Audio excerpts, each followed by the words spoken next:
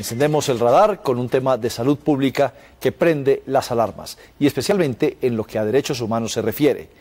El estudio Voces Positivas, resultado del índice de estigma en personas que viven con VIH en Colombia, recoge situaciones degradantes que tendrán que ser estudiadas por el Ministerio de Protección Social, como pide el investigador Juan Simbaqueva, un psicólogo que conoce más que nadie el panorama real del tema porque desde hace 8 años es portador de la enfermedad. En diálogo con Erika Fontalvo, cuenta cuál es la cifra real de portadores de VIH en Colombia, cuáles son las regiones más afectadas por el virus, cuál es la población más propensa a padecerlo, y denuncia que de la discriminación ya se pasó a la agresión física. Erika Fontalvo entra al radar. Juan Simbaqueva, investigador principal de este libro, un trabajo que por primera vez se realiza en Colombia, una completa radiografía de la situación de personas con VIH en nuestro país. ¿Dónde se encuentran? ¿Quiénes son? ¿Qué edades tienen? ¿Cuáles son las regiones donde hay un mayor número de personas que son portadores de esta enfermedad? En general en el país se espera más o menos que haya entre 140 y 160 mil personas que viven con el virus. De esos tenemos reportados cerca de 84 mil casos en los sistemas de vigilancia del Ministerio de la Protección Social. Significa que más o menos la mitad de las personas no saben, viven con el virus, pero no saben que viven con él. Adicionalmente, pues la ciudad que concentra el mayor número de casos pues es Bogotá, precisamente también por su cantidad de población, la cantidad de población que vive en Bogotá. Y en general en las ciudades más grandes se concentran también la mayor parte de los casos. La costa atlántica, Cali, Medellín, el eje cafetero, Bogotá y Cúcuta y Bucaramanga. ¿Quiénes son estas personas? Porque siempre hemos tenido ese prejuicio, ese estigma justamente de que solamente son unas minorías sexuales, pero cualquier persona en este momento puede ser portadora, puede vivir con esta enfermedad, con el VIH o con el SIDA. Sí, en general la mayoría de las personas hoy en día son hombres que tienen sexo con hombres, son una población importante, pero también hay mujeres heterosexuales, monógamas, amas de casa. En general creo que la epidemia ha venido impactando de manera diferenciada a muchas poblaciones. Al inicio de la epidemia teníamos una razón de 19-1, por cada 19 hombres infectados había una mujer infectada. Hoy estamos en cerca de 2-1, es decir, por cada 2 hombres infectados hay una mujer infectada. Juan, ustedes trabajaron con un completo grupo de investigadores este estudio, con encuestas en las principales ciudades, con muestras representativas. ¿Qué es lo que más le impactó particularmente a usted de los resultados de esas entrevistas, de ese contacto directo con las personas que viven en Colombia con VIH? Pues lo más impactante es que todavía en un país que se supone hemos avanzado en salud, en educación, las personas sigan siendo víctimas de discriminación muy fuerte, justamente en los sistemas de salud, justamente en los sistemas laborales y justamente en las familias. Los nichos familiares parecen ser también los principales agresores en temas de estigma y discriminación. Vamos por partes, vamos con ese tema tan complejo que es el de la atención integral. ¿Se estigmatiza a las personas que viven con VIH, con SIDA en Colombia, en esos sistemas de salud? ¿Les niegan los servicios de salud a los que tienen derecho? Desafortunadamente.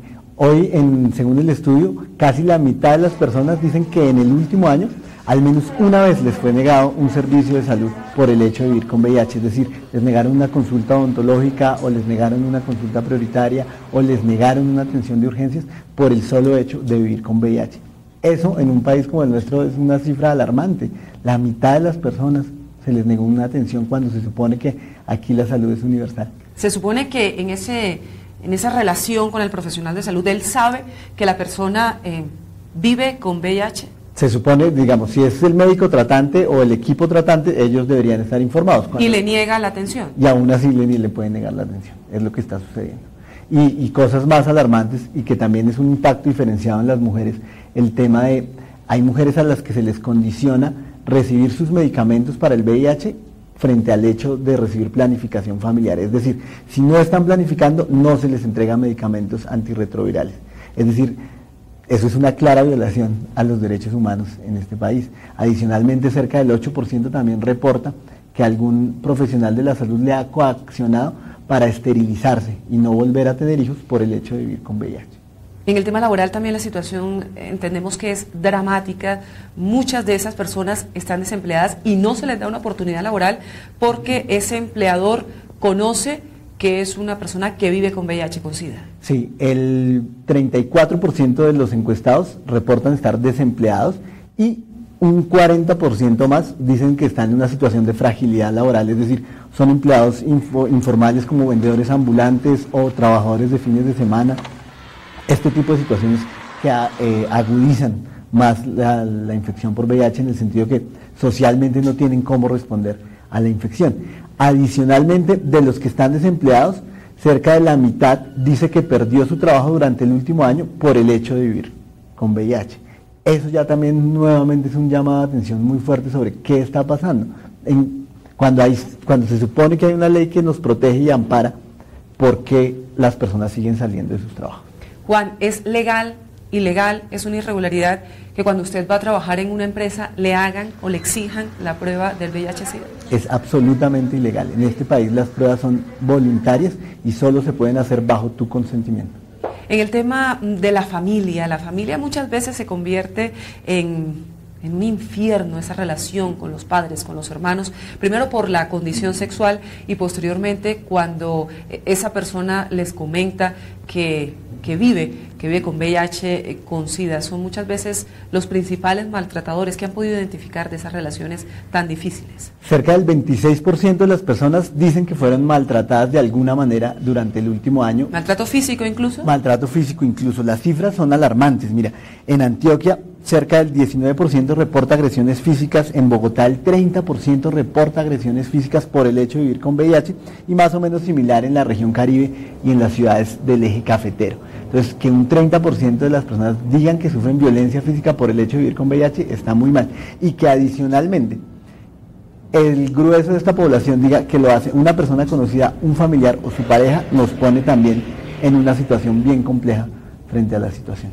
Juan, ¿cuáles son los grupos más vulnerables frente a todo este tipo de discriminaciones, a esta estigmatización, tanto la de salud, la laboral, la familiar? Ahí nuevamente diríamos que hay un impacto diferenciado. Las mujeres transgénero son las principales víctimas de estigma y discriminación, seguidos por las y las trabajadoras sexuales y luego las mujeres heterosexuales y los hombres que tienen sexo con hombres. Pero sí es claro que en mujeres trans y en mujeres y hombres trabajadores sexuales el impacto sí es mucho más fuerte. Los colombianos no estamos siendo solidarios entonces con estas personas que algunos dirán, no, es que son una minoría sexual, es gente, entre comillas, rara por su orientación sexual, pero que también es, como usted nos dice, una ama de casa que ha podido ser contagiada por su compañero permanente, por su esposo. ¿No estamos siendo respetuosos, tolerantes con estas personas? Parece que no, parece que desafortunadamente el país todavía necesita muchísima educación, muchísima información, acciones más contundentes para romper la discriminación por cualquier tipo, por orientación sexual, por color de piel, por etnia, por cualquier situación y mucho más por estado serológico. Es una pena y creo que está bien nombrarlo acá, que el Estatuto Antidiscriminación que por estos días se está firmando no contemple la discriminación por VIH. O sea, contempla la discriminación por orientación sexual, contempla otras discriminaciones y esta, de la cual tenemos hoy un estudio, no está contemplada en el Estatuto Antidiscriminación. Países como México la tienen perfectamente bien documentada en su Estatuto Antidiscriminación. Juan Simbaqueva, investigador, autor de este estudio, reitero, el primero que se hace en el país, psicólogo de la Universidad Nacional de Colombia. ¿Usted se ha sentido discriminado por su condición de vivir con el VIH-Sida? Sí, desafortunadamente también hay que decirlo, no es fácil vivir con VIH.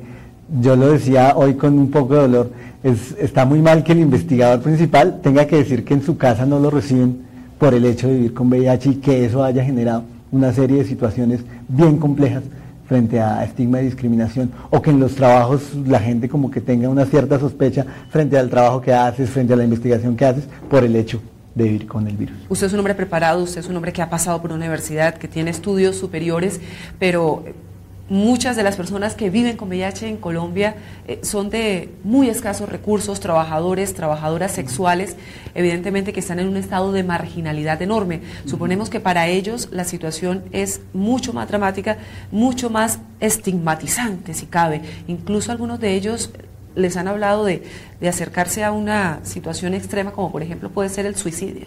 Sí, desafortunadamente la situación es tan grave y como desafortunadamente el mapa del SIDA coincide con el mapa de la pobreza, las personas que viven con VIH y que tienen unas condiciones económicas, sociales menos favorables, pues llegan a desarrollar sentimientos de suicidio. Cerca del 20% de las personas reportó que alguna vez ha tenido algún tipo de sentimiento suicida frente al hecho de vivir con VIH, por las fuertes presiones sociales que existen en la situación. ¿Se puede revertir esa tendencia? ¿Se puede revertir esta situación de presión social, como usted la llama?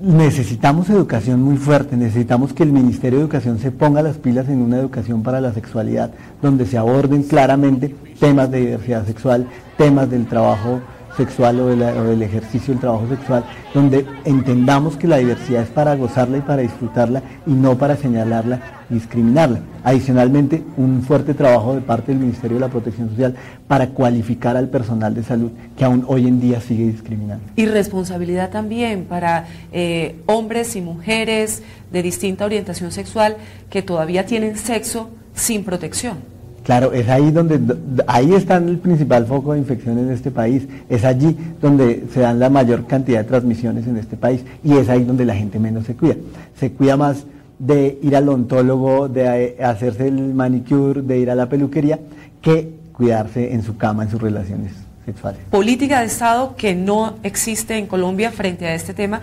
son las recomendaciones que ustedes le formulan al Estado colombiano para que se promuevan más unas prácticas verdaderamente incluyentes de este tipo de población, que es población al fin y al cabo vulnerable. En condiciones de muchísima vulnerabilidad, y precisamente por eso las recomendaciones: necesitamos fortalecer el sistema de salud, pero fortalecerlo no solo en temas de tener medicamentos y atención disponible, sino que sea una atención humana, que sea una atención de calidad, una atención integral donde la gente pueda acceder a apoyo psicosocial, a nutrición, psicología, todo lo que necesite para sobrellevar de mejor manera su diagnóstico. Y adicionalmente, lo que sería también muy fuerte frente al tema de educación, necesitamos esfuerzos realmente serios en educación para transformar esta realidad.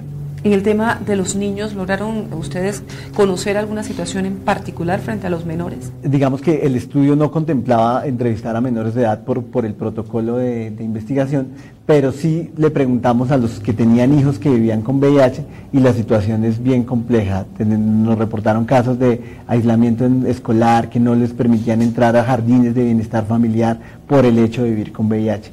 Eso también nos pone en evidencia de que la situación de los niños seguramente no es la mejor. Y sobre todo que estamos hablando de que son las nuevas generaciones, cada vez hay más medicamentos retrovirales que permiten a las personas como usted que vive con el VIH-Sida tener una vida absolutamente normal.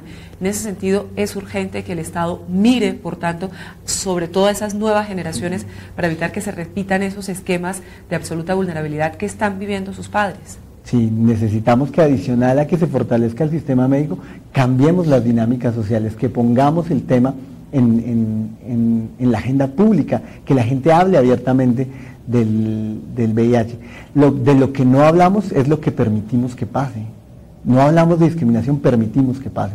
Entonces creo que el mensaje también es fuerte frente a eso. Pongámoslo en la mesa, es una tarea muy importante de los medios y es la oportunidad de agradecer a Radar que ponga estos temas en la agenda pública, porque es la oportunidad de que la gente se informe y que al menos se haga una reflexión sobre cuál es mi condición de vulnerabilidad frente a la infección. Y sobre todo, cuál es también mi actitud frente a esa persona que vive con VIH-Sida en Colombia, que puede ser mi vecino, mi amigo o mi compañero de trabajo. O mi hermano, o mi papá, o quien sea, puede ser el más cercano, hasta mi pareja. Juan Simbaqueva, muchísimas gracias y mucha suerte en divulgar ese trabajo tan importante que se realiza, reitero, por primera vez en Colombia. A usted, Erika, muchísimas gracias.